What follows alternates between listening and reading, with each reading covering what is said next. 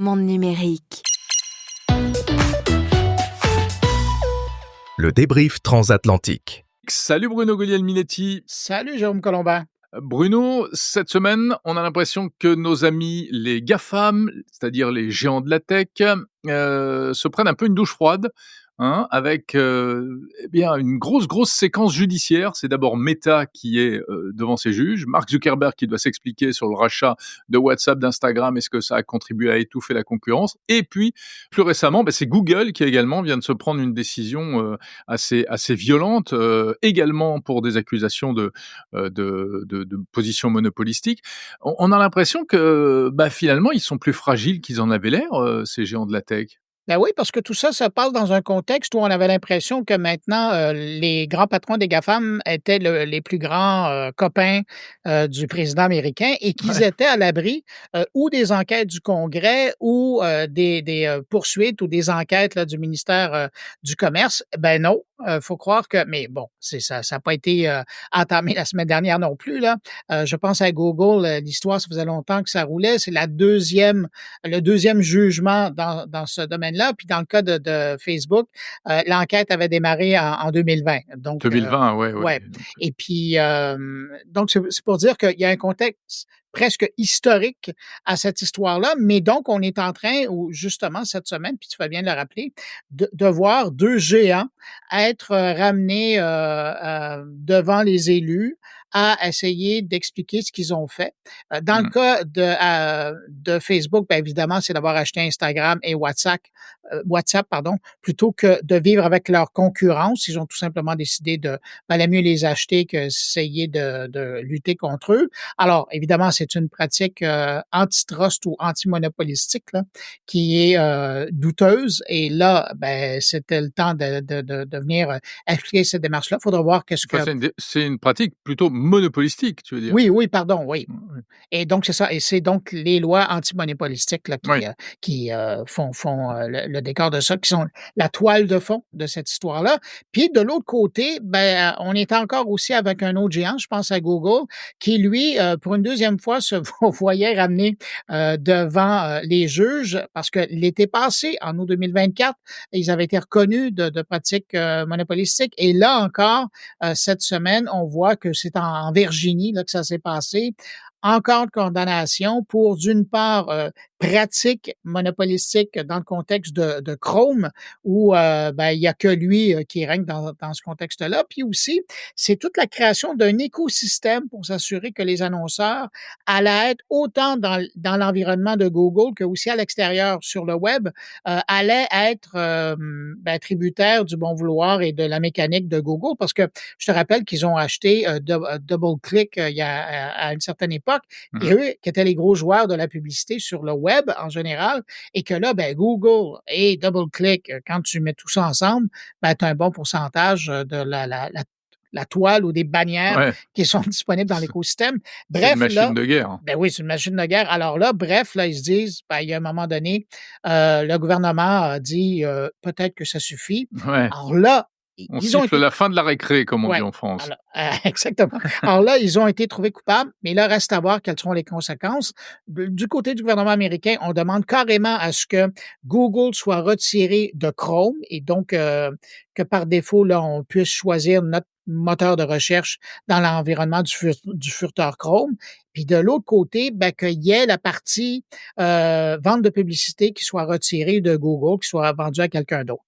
Ouais. Je suis bien curieux de savoir qui va acheter ça. Est-ce que ça sera Apple? Est-ce que ça sera Elon Musk? On ne sait pas. Mais évidemment, pour Google, c'est comme tirer le tapis en dessous des pieds, là. Ouais. Mais c'est intéressant parce que finalement, ça rappelle quand même la réalité américaine. Effectivement, on laisse grandir des géants, on laisse des entreprises devenir comme ça absolument monstrueuses. Incontournables, mais il y a une ligne jaune avec laquelle on ne transige pas aux États-Unis, c'est le monopole, la position monopolistique, et ça depuis toujours. Tout à fait. Avant, c'était Microsoft, on s'en rappelle, au début des années 2000, et encore avant, Et AT&T, donc dans les télécoms, et il y avait encore eu des précédents au début de la révolution industrielle, avec les compagnies de chemin de fer, avec les compagnies la d'électricité. compagnie Rockefeller qui avait payé le prix, ouais. Voilà, tout à fait. Donc c'est le capitalisme dans toute sa splendeur, hein. Non, mais c'est comme ça que ça fonctionne le capitalisme, c'est-à-dire que on a l'impression que c'est tout et n'importe quoi, mais non, c'est du laisser-faire, on laisse le marché, mais attention, il y a quand même quelques règles, et notamment celle-là, et c'est pas la peine de faire 10 000 règlements préventifs. En revanche, le jour où on vous prend la main dans le pot de confiture, la justice se met en branle et là, on vous pardonne pas, quoi, J'aime qui que tellement vous ta soyez. vision. Mais c'est ça. Ouais, j'ai une vision trop capitaliste, non? Ça doit être ça? Mais je sais pas, mais j'imagine que tu as l'influence du temps, fait que Ouais, tu ouais, regardes c'est ça comme l'influence ça. américaine. Tu sais pourquoi, Bruno? Je vais te confier Pourquoi? parce qu'en fait, là, on se parle. En fait, je suis aux États-Unis Ah ben, actuellement. c'est pour ça. C'est mais sors ce Voilà. capitaliste de toi. Voilà, il faut pas se fier à la tour Eiffel qu'on voit derrière moi, comme d'habitude. Tu as amené ton décor, hein. J'emporte toujours mon décor avec moi et là, je suis dans le bain américain, c'est vrai, Très fort. voilà. Et là, on voit là, comment tu as changé ton discours. Je suis complètement, imprégné dans le J'ai moule. peur pour le reste de notre discussion. Non, pas du tout. Beh, tu OK, sais que je sais garder mon du recul, hein, avec tout ça. OK. Bon, enfin voilà, donc c'est intéressant quand même cette séquence et on va vraiment voir, comme tu l'as dit, ce qui va en ressortir. Autre sujet, Bruno, j'ai lu sur ton blog cette semaine, sur Mon Carnet, ça s'appelle Mon Carnet, mais c'est ton carnet, Ouais, merci de le préciser. .blog, hein, c'est ça l'adresse Point d'ailleurs? .com ou point .blog, ouais, .com, ouais, ouais. OK. Bref, parce que c'est bien plus qu'un blog, hein, c'est un vrai site, Ah, c'est un empire. d'actualité et d'information. C'est un empire, C'est exactement. un Fais empire. gaffe à la position, Ah ouais, monopolistique. ouais, mais j'achète personne, là. Ouais, ouais, ouais, Je on fais dit que moi, ça, c'est tout. on dit ça. Parce que ça m'étonnerait pas que tu essayes de me racheter. Ah! À défaut de m'acheter. Ah! Et donc, tu as Ouais. fait un article sur les rapports un peu compliqués entre l'intelligence artificielle et les médias et les journalistes. Alors, c'est pas pour parler boutique et pour Non, parler, non, non, non, non, uniquement non. de sujets qui nous touchent, nous, professionnellement, mais c'est parce que les médias, ça concerne tout le monde, hein. Ouais. Et donc c'est super intéressant. C'est compliqué les rapports entre l'IA et les rédactions. Que tu dis et c'est intéressant parce qu'il y a eu notamment, puis c'est un peu le cœur de mon papier, il y a eu des gens qui se sont rencontrés cette semaine. C'était un webinaire qui se passait en ligne, AI Trends in Journalism en 2025 et l'idée là-dedans, c'était de voir comment c'était, hem quel était le rôle? C'est drôle parce que juste avant qu'on se parle, j'étais avec un étudiant qui est en train de faire sa maîtrise et qui Mmh. parle justement, qui s'intéresse à l'utilisation de l'IA par les médias. Et puis, c'est un peu l'explication que je lui donnais. Je vais essayer de simplifier l'histoire parce que ça durait 1 heure avec lui. Ouais. Mais l'idée là-dedans, c'est que finalement, l'intelligence artificielle, c'est plus un luxe, c'est plus un gadget, c'est désormais une question de survie pour les salles de rédaction. Une nécessité. Oui, parce que là, la compétition, peu importe où elle est, la compétition l'utilise et de plus en plus, puisqu'on demande aux gens moi, je me souviens quand j'ai quitté Radio-Canada, c'était l'époque où, il y avait on demandait à un journaliste de faire son topo télé, la version radio, la version pour le web et puis, d'autres versions pour, d'autres plateformes spécialisées en petit format vidéo. Là, à un moment donné, la boucane commençait à sortir de la tête. Alors que ce même journaliste, il avait travaillé 20 ans plus tôt, on lui aurait dit: «Tu fais ton topo radio ou tu fais ton topo TV», ce qui lui laissait beaucoup plus de temps pour Bien sûr. approfondir ses sujets. Et donc, on se retrouve dans un contexte où maintenant on demande énormément aux équipes d'information et là, l'IA, tu sais, j'en parle, puis je suis presque essoufflé et là, l'IA arrive en disant: «Mais ça peut être pas une bouée de sauvetage, mais un outil qui peut venir faciliter Un la vie». facilitateur, bien sûr. Exactement, des salles de rédaction et juste pour ça, c'est important. Puis après, ben, c'est de voir comment on peut l'utiliser pour optimiser les produits qui sont créés par les salles de rédaction, pour donner de la valeur ajoutée, de monétiser ce contenu-là et c'est dans le sens où maintenant, ben, il y a comme un consensus puis bon, je te parle même pas des a de l'agentique, des agents Ouais. IA qui vont pouvoir être créés. Donc il y a toute heu un nouvel écosystème qui peut se créer ou se juxtaposer aux salles de rédaction existantes qui fait en sorte que l'IA, ben, ça doit être envisagé de façon très sérieuse c'est plus quelque chose qui va passer et c'est plus un goût futile là, d'un journaliste ou d'une rédaction qui veut faire plus chic, plus neuf, plus moderne. Non, ça devient vraiment un outil qu'il faut absolument utiliser. Et c'est un peu ça. Je résume grossièrement là, mais essentiellement c'est ça la discussion.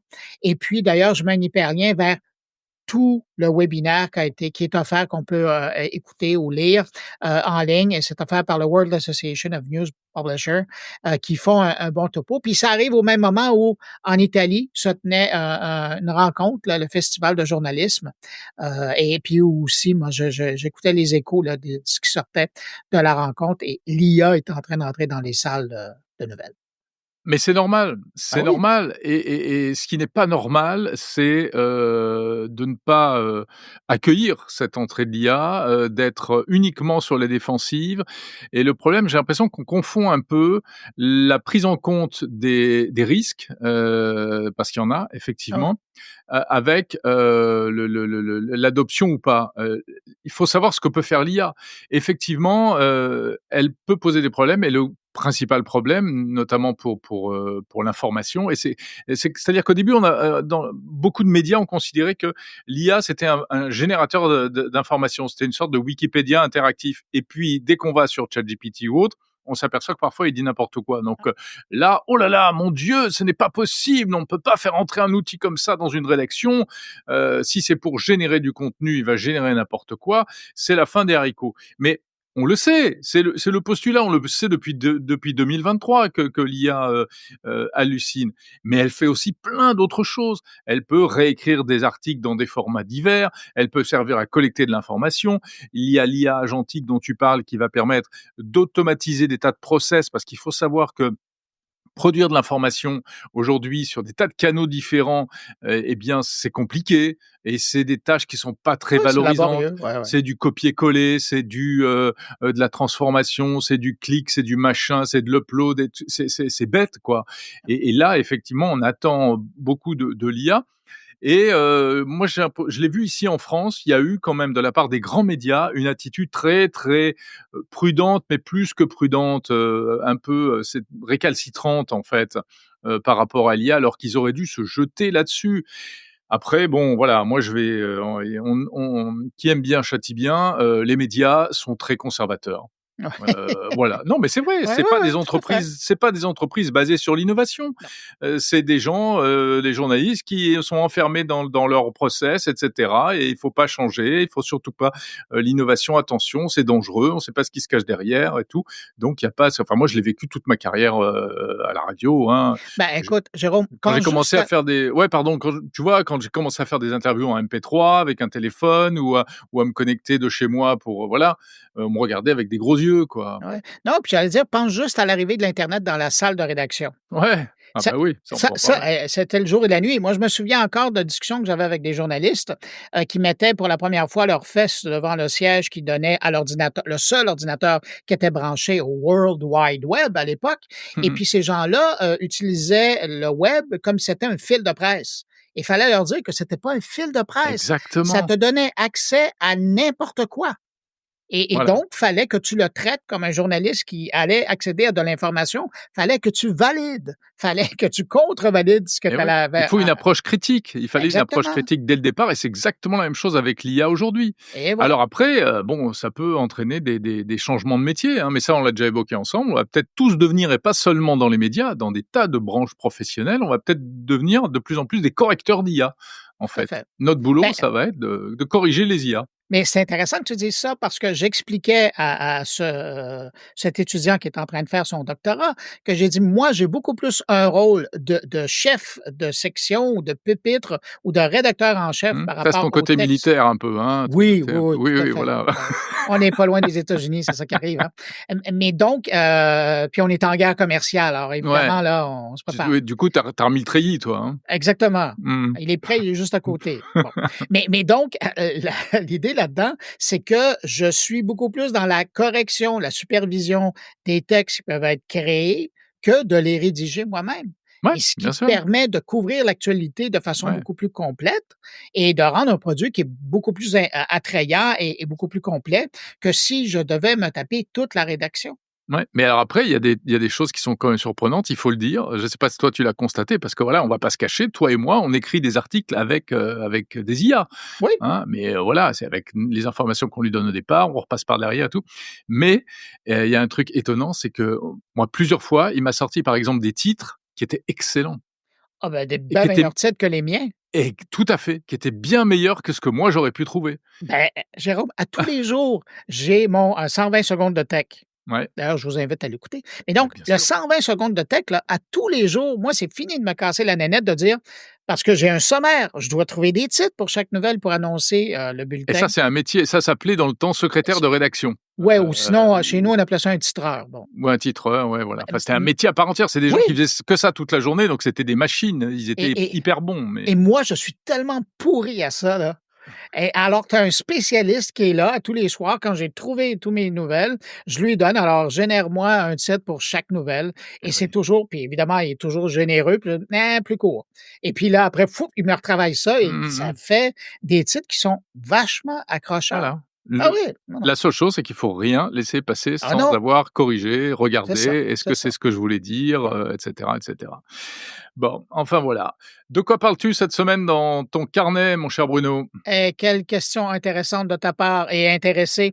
Heu, je te résumerai mon podcast, cette édition-ci, à une seule entrevue, mais quelle entrevue! C'est avec, une des, directeurs, directrices d'un livre qui est en train de sortir et qui parle de datafication de la Oh là! société. Mais ça, parce que tu le sais, toi et moi, on puis même les gens qui nous écoutent, on génère de la donnée. Ouais. Mais là, c'est de voir comment la société est en train de se guirer, de s'orienter sur la datafication de tout. La Et data donc mène le monde. exactement. Et là, mais c'est de voir c'est très intéressant de voir comment, au niveau du secteur public et au niveau du secteur privé, qu'est-ce que ça veut dire? Les bons, mais évidemment les mauvais côtés de la chose. Bien Il sûr. y a un bouquin qui vient de sortir et d'ailleurs, je donne le lien sur le descriptif de mon carnet. Il est offert gratuitement par les presses de l'Université de Montréal. Je trouve ça très généreux de leur part, mais c'est vraiment intéressant à lire. Aussi intéressant que l'autre livre dont je parle dans mon carnet cette semaine, AI Snake Oil, qui est écrit par 2 professeurs de Princeton qui, eux, sont en train c'est intéressant parce que le livre est sorti l'an dernier et le temps d'en parler, ils m'annonçaient qu'ils vont déjà écrire un nouveau bouquin, mais Ouais. c'est ce que l'IA est, ce que l'IA dit être non, ce qu'on dit que l'IA est et finalement ce que l'IA ne pourrait jamais être. C'est beau. Ah ça C'est comme magnifique. ah oui, c'est tout à fait mais bon, c'est leur titre traduit là. Tu en parles Heu, tellement bien. Et oui, je te c'est remercie. Alors tout ça, c'est dans mon carnet plus les collaborateurs réguliers. Alors, voilà. Et toi, de ton côté, tu parles de quoi dans mon numérique cette semaine? bah, c'est amusant parce que je parle d'un sujet qui, vient vraiment en écho à ce que tu viens de dire. Je parle également de data. Toi, tu parles de la data elle-même, donc les données. Eh bien, moi, je parle de la manière de stocker, de protéger, de partager ces données. C'est un sujet qui est relié à l'actualité parce qu'en ce moment, vu le contexte actuel, les tensions internationales, eh bien, on recommence chez nous à parler de cloud souverain, Ah ouais. c'est-à-dire d'une manière un peu plus souveraine de protéger nos données. Et il nous faut des acteurs de cloud souverain. Et puis, il faut peut-être des nouveaux concepts. Et donc, j'interviewe un responsable d'entreprise qui s'appelle Mathias Debièvre et qui dirige une société qui s'appelle Vision et qui, lui, sa vision, c'est le cas de le dire, c'est ce qu'il appelle les data space. Et Ah, en fait, les data space, bah, comme leur nom l'indique, ce sont des espaces pour stocker les données. Il faut que ce soit souverain, il faut que ce soit protégé. Et ça peut s'appuyer techniquement sur nous. On n'a pas de Azure, on n'a pas des data centers gigantesques, même si on est en train d'en construire bah oui. actuellement en France. Il y a beaucoup d'investissements dans ce domaine, mais il y a déjà des choses qui se font. Et si on arrivait à fédérer un certain nombre d'acteurs de taille moyenne ou des petits acteurs, tout ça dans ce concept de data space, eh bien, on pourrait arriver à des solutions vraiment intéressantes pour sauvegarder les données. Et puis, j'interviewe également une start-up qui vient d'être créée par des petits jeunes, Bruno. Ils ont moins de 20 ans. Ils affirment qu'ils vont eux aussi, dans le domaine de la data, faire des choses incroyables. Ils vont révolutionner la sécurisation de la data. Les données sont chiffrées pour être protégées, on le sait, mais eux, ils disent non, ça c'est nul parce qu'avec l'informatique quantique, un Ah jour, ouais. tout sera cassé et donc nous, on veut mettre de la blockchain donc qui sont à fond dans le Web 3. C'est complètement générationnel, donc il y a l'aspect technologique et puis il y a cet aspect un peu, voilà, l'informatique d'aujourd'hui, c'est notamment le Web 3, qui a été à la mode un moment, qui aujourd'hui est un peu plus passé de mode et eux, ils disent: «Mais pas du tout, c'est un truc génial» et ils se lancent là-dedans. Voilà, Ben, Jérôme, merci de faire place à la nouvelle génération d'innovateurs. tout à fait et voilà, c'est les petits jeunes, qui m'ont vraiment séduit par leur énergie et par leur vision même, voilà, on verra, on leur souhaite le meilleur évidemment. Ben oui, un méchant défi, de toute façon, hein, Tout à dans ce fait. contexte. Et Jérôme, peu importe où tu es sur cette planète, je te salue et je te dis à la semaine prochaine. Salut. Salut Bruno, à la semaine prochaine.